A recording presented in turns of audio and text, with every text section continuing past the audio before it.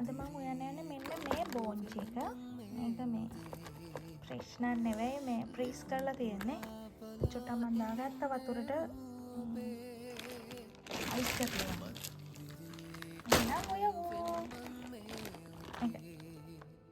ඊට පස්සේ බෝන්චි ටික මෙන්න මේ වගේ චූටි කෑලි වලට කපා ගන්න. ඔයාලා කැමති නම් කඩාගෙන නැත්නම් මේ වගේ කෑලි වලට කපා ගන්න. ඊට පස්සේ අමු මිරිස් සුදු ලුණු මට කරපිංච නම් ඉවරයි. ඔයාලට කරපිංච තියෙනවා නම් කරපිංච දාගන්න. රම්පේ සුද්නේ ලුණු ඒ ටික කපා ගන්න. ඊට පස්සේ ඔයන භාජනයේ මේ ලිපෙන් තියාගෙන මට තාම රත් වෙන්නේ.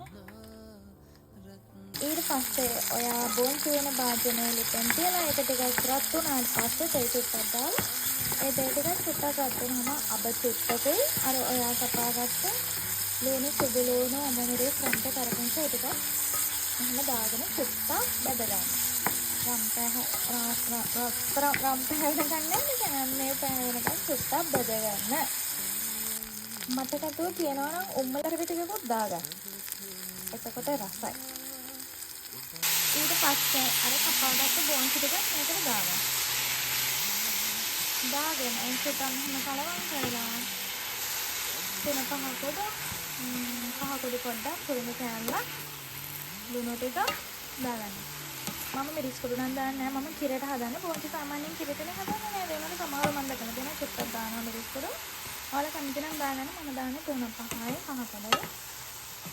පුරුදු චුට්ටකුයි ඒ ටික. මේ ඔක්කොම දාලා මට කැටුව සීනි චුට්ටකුත් දාන්න.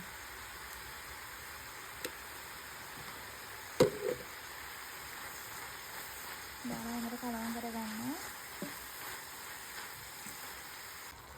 ඊට පස්සේ කිරි චුට්ටක් දාගන්න.